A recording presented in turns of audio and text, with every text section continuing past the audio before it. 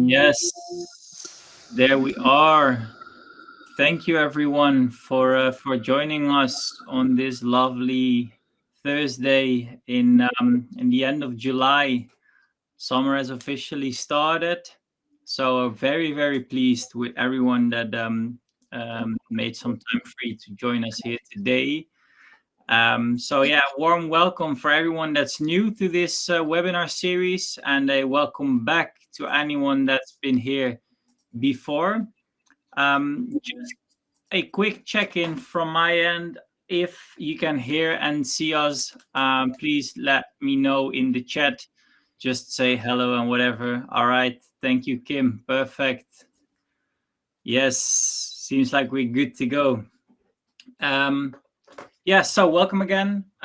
For those who don't know me yet, my name is Sam Tielemans, and I'm thrilled that you're joining us for what promised to be a high impact and a very actionable session, especially if you are an e-commerce brand that might be looking to expand beyond search and shopping, as you might have seen from the title of this today webinar.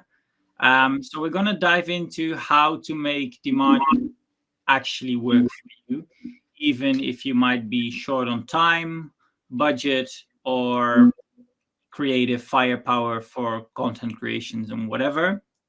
And with us today is Jeremy Young.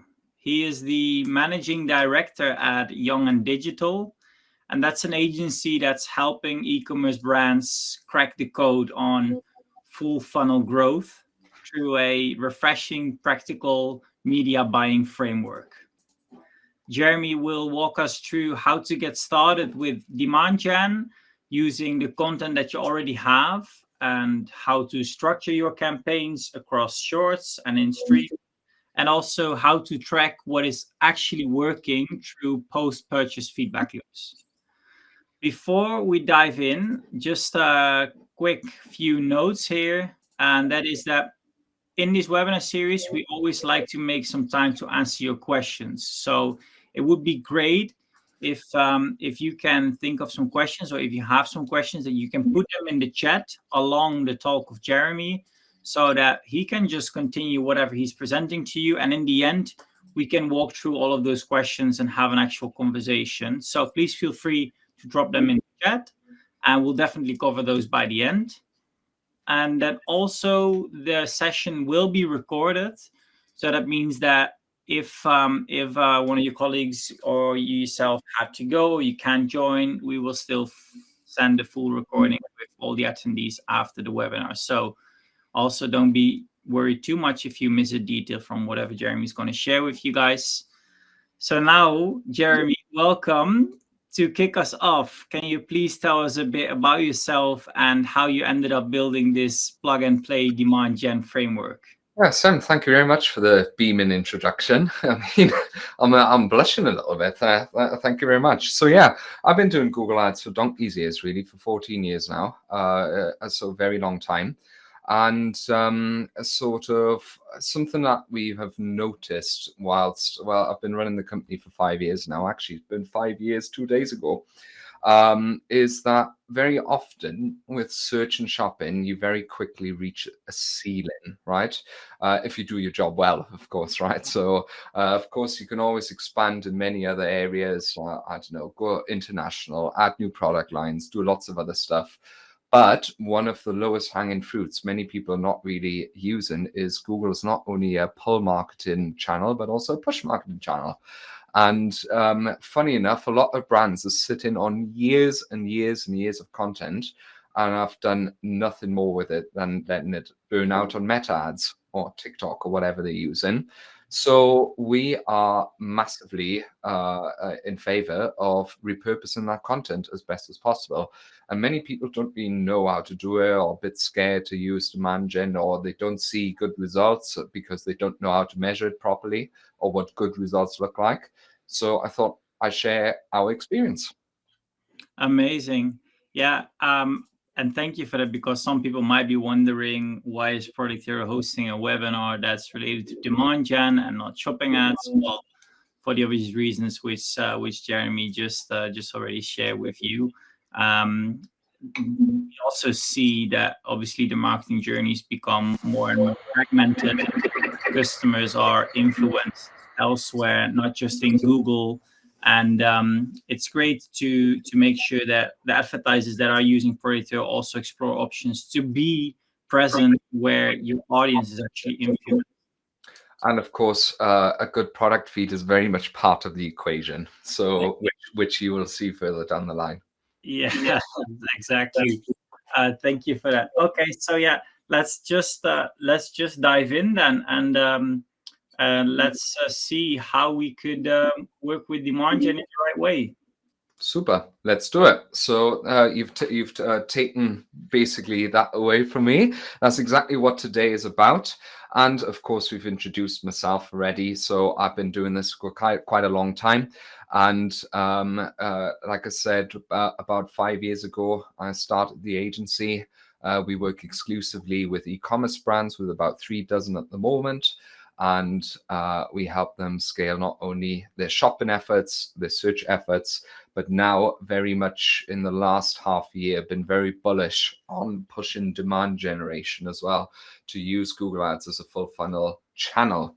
And the reason really for that is pretty straightforward, Sam, and the rest is that demand gen, in my opinion, and this is my controversial statement of the day, or maybe not so controversial, is the biggest blue ocean in e-com right now. Lots of brands for a very long time have been searching beyond channels such as Meta, such as then TikTok was sort of the up and coming, but we still see not many brands really spending too much on there. Pinterest being another one. They are looking for another channel to expand into, and very often they've either maxed out those, or well, it's hard to max it out, but they're of course always looking to diversify. Meta ads, everyone knows, sometimes can be a bit of a roller coaster, and you never know what happens, right? Sometimes a channel might break away and you need to put your eggs in more baskets. Also, a lot of brands that we work with have kind of maxed out search and shopping oftentimes, because if you want to expand, there's really only you add new products, you go into improve your conversion rate or do stuff post-click, or you expand into new territories, for instance, etc. So it's quite difficult sometimes to expand. And the obvious answer is YouTube ads, or well, demand gen as we now know it. First of all, pretty straightforward. The usage of it continues, right, to rise massively. In the last Q4, Google has made the most money ever from YouTube ads since its inception, and for good reason as well, because they've been working really hard at making it work, right? Because for a lot of time, Google have been lagging behind Meta, knowing that they're sitting on like this behemoth of video advertising, and they were struggling to monetize it because for a long time it didn't work, right? Then again, though, it is still such a massive opportunity because the traffic on it is so cheap. So I've done a bit of research here and pulled the mid figures out here from the internet, from a quite credible source. This is another agency that is spending money worldwide, and they found that basically CPMs are a quarter worldwide on YouTube of that on Meta ads, but of course view times and etc is much longer, so you get even a bigger bang for your buck. And on the right, I've actually broken down what we see internally from the agency, and we mainly advertise in Europe, we mainly advertise in the US. And I had all the data summarized by our good friend ChatGPT, and it spat out, well, quite high CPMs in United States, but still a quarter cheaper in the US compared to Meta ads, and Europe being a lot cheaper, but still YouTube being much cheaper than Meta. So it's a good opportunity to jump into it right now, especially as ad formats are getting better as well. I've already mentioned YouTube have been really working, Google have been working really hard to make it work over the past couple of years. And these are, by the way, ads all of our clients are running, and we're seeing some really very attractive ad formats. And by the way, that's why I want to drop in Producthero, because without a good product feed, these ads will not look very good whatsoever, or a lot of them not at all. So yeah, the barrier of entry is just getting lower and lower, and I think brands need to really take charge on that. And I feel oftentimes this is not done for a number of reasons. First of all, fear of complexity. So everyone knows Google is still a bit more of a technically challenging channel. So there's so many settings, people don't really understand what they're doing. Creative production is a big hurdle. People think you might need completely different creatives. And yes, for big YouTube productions, I always like to say, sorry, I hope it's okay to swear. I always say if you are a brand with FU money, basically, you can probably plow 100 grand into a production and it looks really clear and clean and so on. And you think, oh, I can never do that. But you don't really have to do that. Sometimes brands may have run ads and they've not really seen any return on investment. They, let it run and they don't understand what the conversions mean. Now there's new columns as well. Sometimes brands don't really understand what demand gen ads are. And to be honest, Google, in my opinion, have really shot themselves in the knee there, because in the last half a year, they've amalgamated YouTube ads as we know them into demand gen ads. And before that, it used to be called Discovery. Now it's not called that anymore. So for some reason, we've got this weird mix of shorts, of in-stream ads, of display now as well. It's all in one go. So people don't really know what to make of it and how to use it.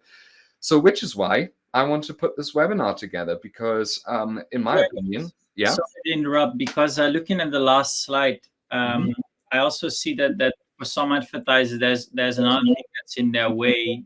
So looking at the advertisers we work at Producthero, a lot of them, although they are active in shopping ads and search ads, still have to make the move to go to these demand gen ads, and timing might be something that's in their way.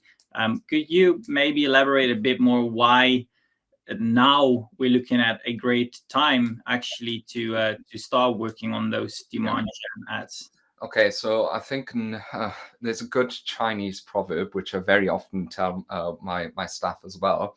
The best time to plant a tree was 20 years ago. The second best time is now, right? And if you're not on there now, well, first of all, CPMs are still the cheapest they've ever been. But I guess that's true for Meta as well. They won't go down, right? It's a bit like house prices. It's only going in one direction and going to get more expensive. So get in there now. But also it helps you to develop an understanding of how well the channels work and what kind of could work, right? So if you want to find out how to use, for instance, advertorials combined with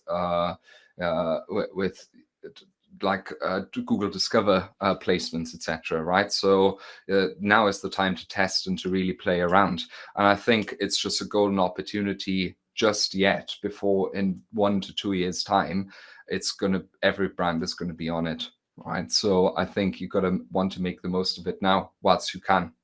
All right, thanks. Thanks for the extra elaboration on that. And by the way, swearing is allowed. If there's someone who can't have it, I'm from the UK as well, so unfortunately, being a potty mouth has been in our blood.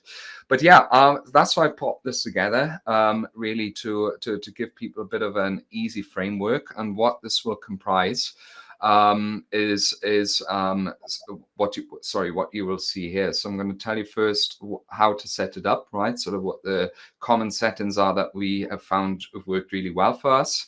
I'm going to show you real results as well. So this is not just me waffling, but it's backed up by a couple of case studies that I can present. And then hopefully you can go away and do the same. One caveat though, there's 3 things you need to do first. Okay, so first of all, I have to unfortunately maybe let you down gently here. This doesn't work for every brand. The reason is there's still quite a lot of conversion friction from YouTube ads, right? It's not as direct as Meta, where it's really natively integrated and you sometimes don't even know you're watching an ad. It's pretty straightforward still. You know with YouTube that you're looking at an ad. As a result, click-through rates are really not that high. So the first thing that you need to do, and which goes into point 3 as well, is you have to ideally invest in a post-purchase tool, right? The reason for that is the purchase journey is not I'm clicking an ad, I'm landing on a page, I'm purchasing. Very often they might see an ad, they might browse on Google then first, so you might see an impact on your brand search, or even on non-brand, and then they'll end up purchasing, but still in the post-purchase survey tell you that they bought from a YouTube ad, right? So you have to put that in place because it's a lot less linear. Secondly, this works typically better for brands where we have a bit of a higher average order value. Again, because the conversion friction is higher, your margins need to be solid. Everything post-click needs to be solid. Otherwise, you're going to have a hard time. Typically, we see from about $50, $60, euros onwards that we see really good success. You have to ideally have maximize the bottom of the funnel. So have your brand campaign if you run in one, have your prospect in search, shop in PMax, etc., etc. Have a good foundation of data, and you also need a good first-party data, right, for seed audiences. So you know, an uploaded list of all of your purchases or repeat purchases, stuff like that. Also, you need to repurpose what you got from Meta. So ask a media buyer, or if you are the media buyer, ask yourself what has worked in the past 3 years and pop up all of the winning ads and creatives of the last year. Just dig them out from your old Google Drive or wherever you're keeping them, and put clear KPIs in place, what success looks like, right? So a typical example, one client of ours said, for us on Meta, typical success looks, we look at Triple Whale, a third-party attribution system, and anything that is on a first-click basis of 1.2 or higher, that's good for us, right? Brilliant. That is something we can work towards, right? If you don't have that, then you just running ads into Nirvana and don't know what you're doing, right? So ideally, you have this in place anyway with either your Meta ads already, any good benchmarks of what defines success, or with, of course, your shopping ads too. What kind of creative works? Get your best performing Meta ads creative. Usually these will be 4 to 5 or 9 to 16 videos, right? You can use those because Shorts is the better performing place when you can start off with off the bat. And oftentimes you will have creators in 4 to 5 or 1-to-1 format on imagery.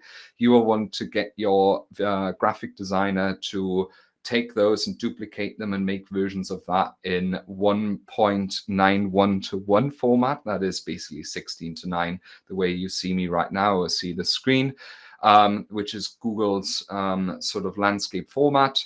You will want to also have the creatives in 4 to 5, 9 to 16, and 1-to-1 for your image placements. Ideally, you want to also get like a good offer in place. So you should have a good offer or new customer offer anyway for your brand, and a very clean product feed. It helps. So use Producthero to optimize your titles, to use pricing benchmark tools, to use all of that fancy stuff to improve your setup, because people will be clicking products directly as well. So it does really help, actually. Campaign setup, pretty straightforward. It's a bit like media buying in 2019 on Meta ads. You will create remarketing prospecting campaigns and separate campaigns for in-stream, for Shorts, and for Discover, in-feed, and Gmail. No display.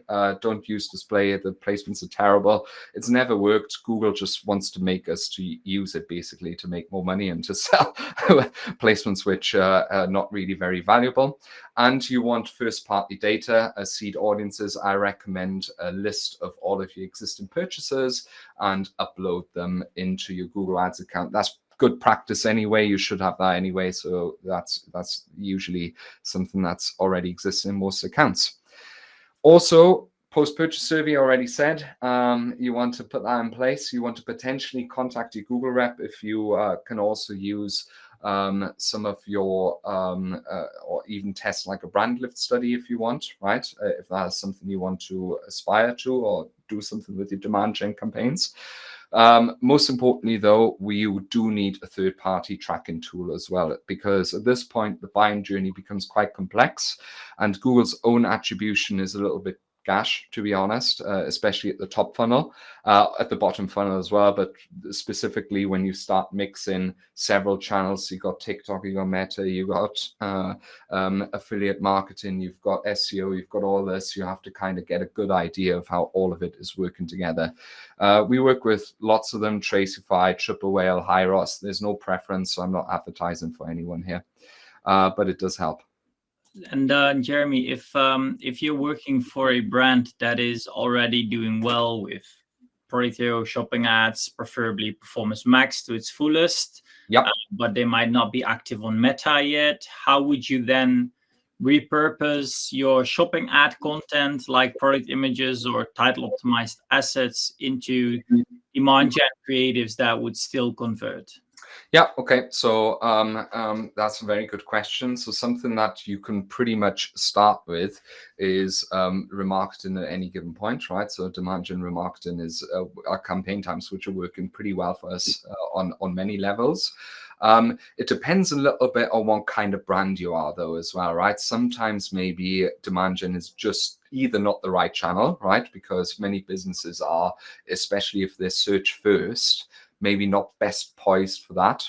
But it's relatively easy to just make your own creatives now with Canva, or do other stuff, or simply use, for instance, the products only campaigns, right? So similar to DPAs, if you like, and just push that out.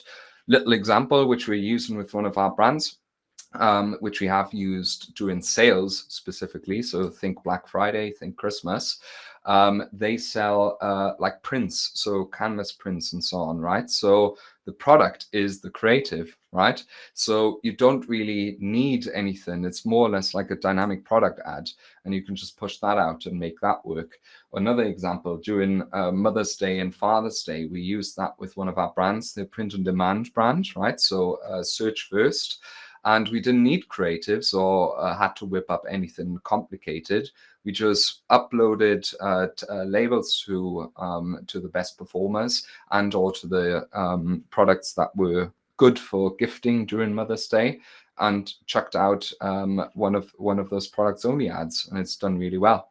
So you can get started as long as you're being creative as well. You don't necessarily need Meta then for that. Great. Okay, that's perfectly answering what I was hoping to. So thanks. Super. And again, good product feed is king then, right? Because both titles, price, and product image specifically determine what people like. And again, this is really down to the brand, right? Like with those, it was just particularly working well because of course, a visual is really, like, if you sell art, it's really visually captivating, right? Or if you sell a funny product that may provoke someone's interest, right? Then of course the click-through rates will be pretty good. Okay, now I'm going to tell you how to structure campaigns. So very, really practical advice, and what audiences to use at the start, and then some optimization best practices. So this is a screenshot of one of our typical setups where we have shorts content, so which would be traditional meta ads and some image ads. Don't look at how we named the campaign, because this client actually wants us to name it like this. So it's very basic, but we just followed suit with what they do. And again, many people will be reminded this is what really like campaigns used to look like on Meta, right? You'd have prospecting and remarketing, and you would push campaigns out like this. And this is actually from just like last week or the week before the screenshot. The settings are pretty straightforward. On the left, you see the campaign settings. So we always use product feeds on, right? So sometimes you can even boil it down then to which feed you want to use. So let's say you've got a multi-country setup or several feeds, you can even choose the product feed. You want to optimize on purchases, select your location. Sometimes language depends on the country, depends on the ads. Always exclude TVs, please, because these would be on by default and no one buys via TV, so it's a waste of money. And then on the right, you see the ad group setup. So two things really stand out, or three things really stand out here. So first of all, the product groups. So that is where good labeling structure comes in. You can even use Producthero's own hero and sidekick, etc. labeling, right? So to really only show the best sellers, because sometimes we even just choose the top 10 products, right? So to really boil it down, Demand Gen suggests 50 plus products for optimal performance, but it's not really necessary in our opinion, in our experience. So, but usually we at least use the best sellers. Now, channel selection, this is really important because by default, all channels are on. But the issue with that is the biggest downfall, which we see with most brands. They may have an image ad and then have the image show across in stream or across shorts or whatever. And of course, that is a complete waste of money, right? So very strictly separate shorts, in feed and Discover and Gmail in one, and then the third one in stream ads if you do have content for that. Okay, and make separate campaigns for that. We found that works simply the best and is very easily verifiable through post-purchase data. Then in terms of targeting, we always start with a seed audience and create a lookalike audience of 5%. And very often optimized targeting is something that we test straight away in a campaign, because most of the time it actually outperforms the just completely normal audiences.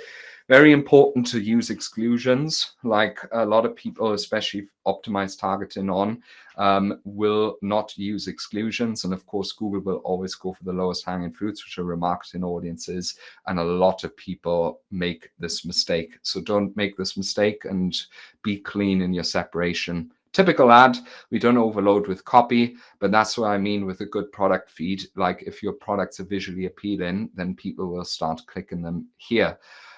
We always use one video per ad. You can have up to 5, but don't mix and match, because otherwise you don't know which creative is performing. Okay. Same with imagery. You can, I think, add up to 20. Yeah, you can up to 20. It even says there. But here you see what I mean. We have one winning ad and then create different versions of it in landscape, in 9:16, etc., and add them to the creative, and that allows us to really see which ads are working and which not. And here's another quick question here on the image and videos for your demand gen campaigns. Yes. What would be a good way to pump up creative, so getting closer to having multiple images or videos if you are, for instance, a freelancer or you don't have the in-house video or design production to do so? Yeah, so I think it's time to brush up your Canvas skills, right? So because we use that quite a lot and it's relatively straightforward. You can so easily nowadays even use templates and just have even AI, right? So we, for instance, well, I have already experimented with stuff like Kiva AI, right? So tools which will sometimes even you can use the product photo, like a free stand-in photo, to say then this image and say make a similar image but with a different background or whatever, and it'll just like create it for you, right? So there's lots and lots of opportunities, and I think in the age of AI there's no excuse anymore to not be able to very quickly whip up something yourself and just give it a try. Yeah, interesting. That's true. Also, if you're not creative yourself, then you could help use AI to think as of what would a creative. Yeah. But also it's practice, right? So no one's born great at this, right? With everything, you have to just practice and put yourself out there and see what works best. To be honest, Sam. Good suggestion. Here's a real life example of what we see. So this brand last month, fashion brand, obviously now is not really the time for fashion unless you sell bikinis. They did 300 odd thousand euros in the last month in June. And YouTube already is their third biggest channel. We only started this a few weeks prior to actually them with YouTube. And although it is only 8% of the turnover, that's insane. We maybe spent a few grand, right? So we almost generated almost 30,000 euros of turnover with this example. And we could only verify that through the post-purchase survey. We also use this data on a weekly basis to actually analyze how well our ads are doing. As it happens in calendar week 26, we had a bit of a stinker here. So it just shows sometimes it flops as well. That's just naturally how it is. But when we have product launches, then it does extremely well as well. This is another example of a brand. They sell shoes.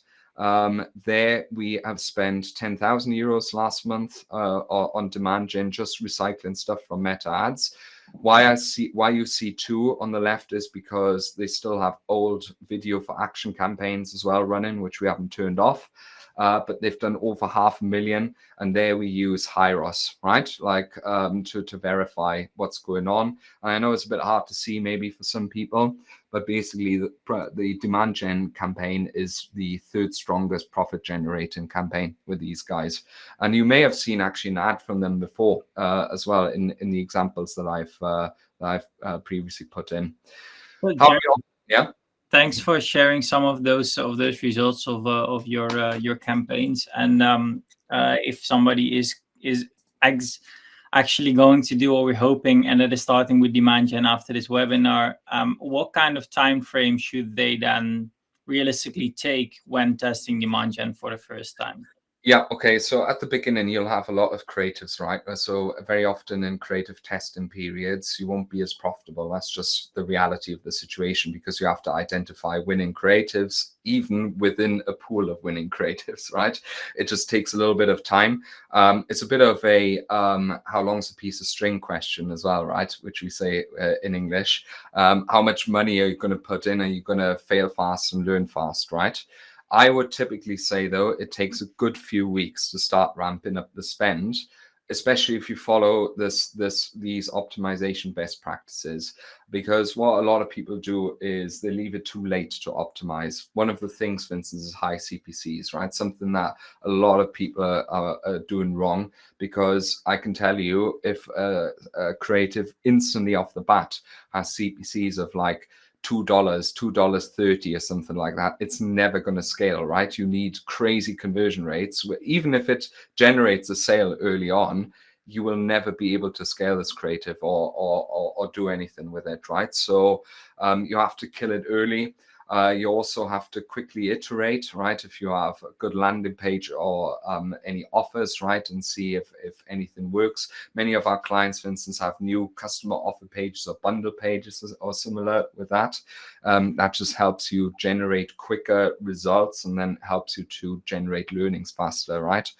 Typically, I'd say 2 to 3 weeks minimum. Let it run and see what happens, especially since the conversion journey is different as well, right? So people are not going to buy straight away, but rather they see an ad, think about it, go away, maybe see another ad a couple of days later, and then do a brand search and buy, right? But this won't show in the ads, unlike with Meta, which is much more direct response. So yeah, 2 to 3 weeks is usually sort of, depends on the product, of course, as well, right? So we sell from shoes which cost 30 euros to wall art that costs $2,000, right? We're using demand gen. You want to also use third-party attribution, like something like Triple Whale, Hyros, to verify winning ads, just because Google's own attribution is that poor. You can't really trust it. Even with the new conversion columns that they brought out, sort of platform, I think, what is it called? Platform comparable. It's garbage, right? Don't give anything on it. Go on to soft metrics such as CPC and click-through rate if you want to decide if anything is doing well. And also go granular on your post-purchase survey. So a lot of people do this wrong. They just put YouTube ads there. Funny enough, we made that mistake with that other brand, but that's something we're rectifying now. If you've been eagle-eyed, you've seen that in the, I think, 2 or 3 slides previous.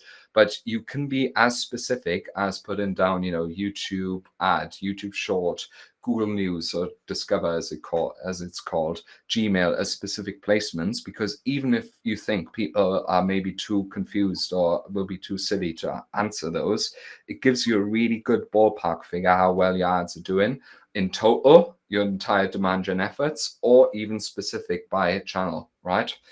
At least a ballpark figure. It doesn't have to be perfect, right? No advertising has to be perfect. You have to understand the macro numbers.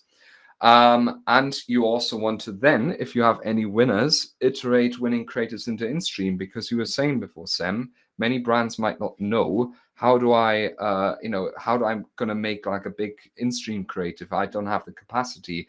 Well, we worked with some of the biggest brands in the world. Last year, we finished working with AG1, right, which many people might know. And this was a creative I suggested to them. I said, listen, left, that's one of the best performing videos on Meta. Right is the best performing on image ad. Combine them, right? Simple as that. I can do this on Canva in 5 minutes. It's not difficult, and you can as well. So once you identify winning creatives, you can really easily iterate and then conquer the in-stream channel as well. So it's an iterative process. You start with shorts because it's so easy and direct response. You start with in-feed, Discover, and Gmail. And then once you actually find winners on both, you can combine them too and conquer in-stream. So it's really easy to do. And this is the most famous example we've had, actually. Yeah, cool. And that's pretty much it. There were a good few tips here. I'm hoping many people have questions now. I would be surprised if not. They do. So I'm gonna save those that I had in mind still, and give another one a chance to get their questions covered. I'm gonna start from the top. The first question we got was coming from Carmelo. The question Carmelo asked was, what would be the minimal budget suggest to start demand gen campaign? Yeah, again, how long's a piece of string, right? I think Google's own sort of suggestion in the past was 5 to 10x of your target CPA per day, if I remember correctly. Now, naturally, that's impossible, right? If your TCPA, if your new customer CPA target is 20 euros, let's say, you can't be spending, something like 400 or 500 euros a day on that, right? And then wait 2 to 3 weeks for learnings. It's not possible. I would go with just something reasonable, right? So typically we even start sometimes relatively low with $50 to $100 a day, and just pounds or euros or whatever, and then just go from there and let it run. I don't think there's really an entry level barrier. It does help if you spend more. Typically, we see with accounts which are spending more and continuously spend a lot, that they have a lot more continuity, but every big algorithm based machine works like that, right? Like the more data you feed it, the better it gets. So it does feel like you play it on easy. It's like playing Call of Duty on easy mode, basically, when you have bigger budgets. Yeah. Cool. It's very much it depends answer. Yes, I know it's not very satisfying, but you can give it a bash with 100 a day quite easily. No. Okay, cool. Next question coming from Florin. How is the YouTube traffic perceived as cheap if a company is also using money to generate video content? So ads will topple on that. Can you repeat that question? Yeah, I think because there was this slide where I think it was the numbers on the cost per mil of views in YouTube. Yeah. That was low. And then Florin is kind of pointing out here that we have to take into account that generating video is also costing money. I think that's it. So there's not much of a question here, to be honest. I mean, hard to say hard to really answer that one, because you'll always producing content and the cost of producing content will always be a necessary evil, right? That's just what it is. The good news is, and I think that's the whole point of today, is that at least you are not just producing content for one channel and then that's the end of it. You can repurpose it quite easily on a channel you've maybe not considered before. So realistically, it actually dilutes the cost of producing content.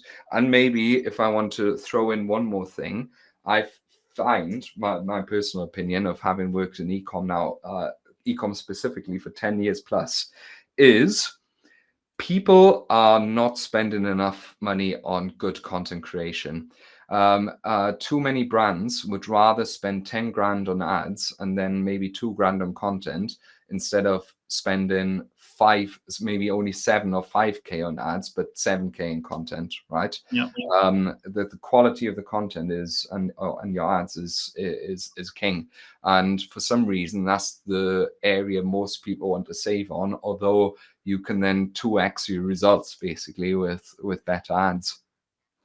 And then the next question also from Florian, and let me take this for you. I can't expect you really to answer it because Florian's asking here, what would be the conversion rate from the traffic for each social platform? I think that's very much worth to test it and optimize. If it's not to your liking, I can expect Jeremy to answer from not knowing more about the product and the specific. Massively depends. A little example with the wall art people I mentioned before, which costs 2K. So the actual direct response conversion rate is about 0.1%. So relatively low in terms of direct response.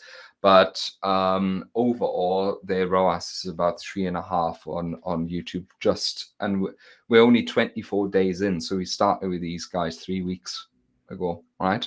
So super example of how quickly you can see results.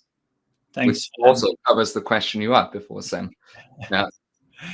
All right, next question, Carmelo. Is it a best practice to divide for? Is it a best practice? Is it a best practice to divide it for channel, discovery, display, Gmail, YouTube, etc.? In our experience, it is, because otherwise it's a bit of a black box, right, to see where your money is going. And in many sort of accounts which we've analyzed previously, we've seen that sometimes a lot of spend has gone into placements which are not really high value, right? You can even use scripts for that. Well, in fact, Channel Insight, I think, is coming soon for demand gen. Don't quote me on that, but I think that was in GML. It was mentioned. But you can use scripts, for instance, from Mike Rhodes, right? Probably a good PPC will know who Mike Rhodes is. He's the goat of scripts, especially his PMax script. But it also now has a demand gen inside script, so you can actually see where your money's going.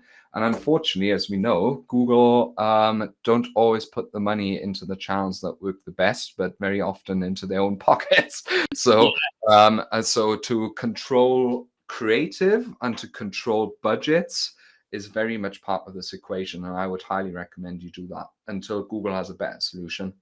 By the way, also, if you're with Producthero and you use our Pro plan, you also have Performance Max Insights, similar to that micro scripts that Jeremy just mentioned, in our platform as well. So next question is coming from Alex. Thank you for that, Alex. Within the third-party tracking, what would be the best attribution to check the impact of demand gen? And what metrics do we need to be looking at? Typically, I look at first click attribution. The reason for that is relatively straightforward. As the name implies, it is a discovery channel for new customers. So their first interaction is key. So we really judge almost all, and very often actually I judge even shop into. Thank you very much. Carmelo's just sent a LinkedIn request. That's very nice. I would almost always use first click attribution for that exact reason, or total impact attribution if you use triple whale. Or on Hyros, I would use scientific, because it does do exactly that as well. It takes into account which channels are being used in the discovery journey of your brand. Okay. Cool. Hope that answers your question, Alex. Then another one from Claudine this time. Are feed-only demand gen campaigns not ideal? our feed only demand gen campaigns. So, by the way, if anyone's wondering, this is actually mineral water. So I was saying to Sam before, it's not beer. Although I'm a little bit nervous, I'm not that nervous. Why wouldn't they not be ideal? I'm not sure what the question is. Yeah, I could also use some extra elaboration on that, Claudine. So if you could maybe rephrase that, we'll continue with the next question first. That one is from George. Will there be any tools in Producthero to help with reviewing and optimizing demand gen campaigns? So we start with the Performance Max Insights, which we've recently launched for pro users, where you can see for the campaigns that you have running, what channels are converting the most, which one are the most costs going to, and also impressions, clicks, and so on. There's multiple metrics to review there. And if you don't know yet, we're also acquired by a company named Channable. And Channable also offers lots of options for your campaigns on multiple different channels, as well as they have an AI image creator that can help you also to adjust your images to whatever channel you try to be present at. So that's definitely going to help you with your demand gen campaigns.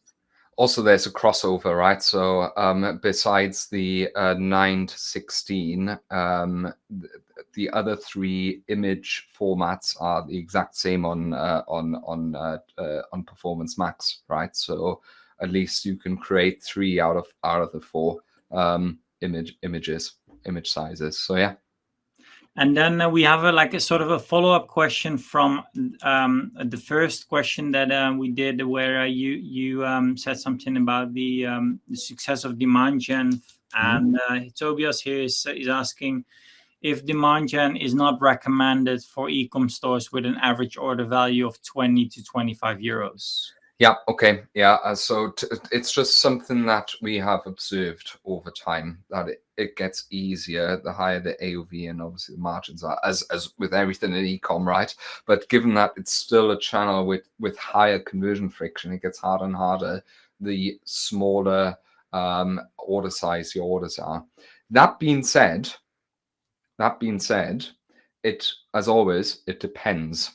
And why I say that is what are times where conversion rate, because always something has to compensate if something is down, right? If your AOV is not as good, you have to typically have higher conversion rates.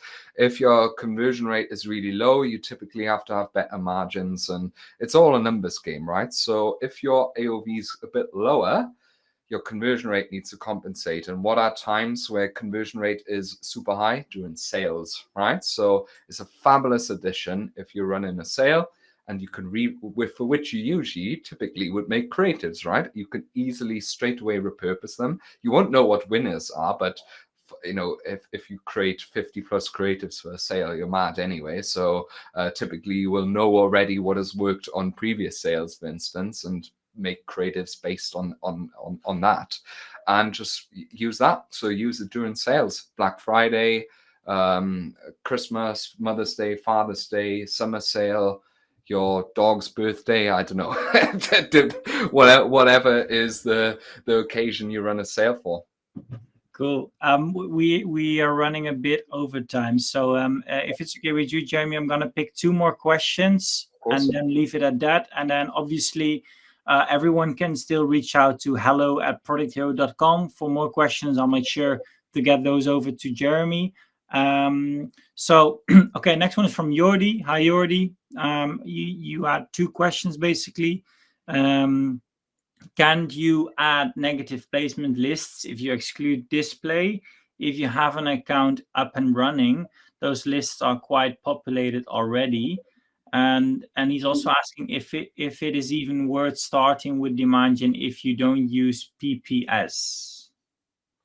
If you don't have a post-purchase survey, you're going to have a hard time unless you are happy to use any third-party attribution. So I just like to be double and triple safe. We're actually the thing is, I run an agency as well, so I have a responsibility to provide and prove value to our clients. So for us, it's basically non-negotiable to have that. So hopefully that answers that question. In terms of the display, so something that we typically install with all of our accounts instantly is large exclusion lists provided by suppliers such as Lunio, for instance, right? They have tons of resources of nice exclusion lists, which they keep up to date all the time. And yet we've seen absolutely trash results on it. So, I mean, give it a whirl if you want. We usually avoid it like the plague, to be honest. Cool. Then the last question, which is Claudine again. Claudine is asking, if you're running a store with over 3 million products and about 2% are heroes, by the way, congratulations on that. If you have 2% heroes on 3 million products, you're doing a great job. Yeah. Should I use the heroes feed? If not, which label is suitable for demand gen? So considering our labelizer things, so hero, psychic, zombie, villains, what label would be most suitable for demand gen? Yeah, unless the ad is, of course, specific to a line of your products, which, you know, if you want to advertise posters and then in the heroes there's a lot of non-posters, then obviously that's not good. But I would just boil it down to the heroes, really, or even choose it manually. Item ID, choose your top 50 products. Bit more work, but you can get that information pretty easily, right? I think that's a great tip if you have that many heroes, and maybe we can learn something from you also, Claudine. All right, I'd like to close this off. Jeremy, thank you very much once more for this smart approach to launch demand gen, especially for e-commerce brands that might be juggling with a million things that they're working on. I saw a lot of questions from the people here, so I think it was definitely an interesting topic to discuss. Yeah, so once more, we will send out a webinar recording shortly, so keep an eye on your inbox. And also, if there's any more questions or you want to chat more on demand gen or Google Ads strategy, please reach out to hello@producthero.com anytime. Thank you again all for joining, and I'll see you at the next one. Thank you very much for having me. All right. Speak later. Bye-bye. Bye.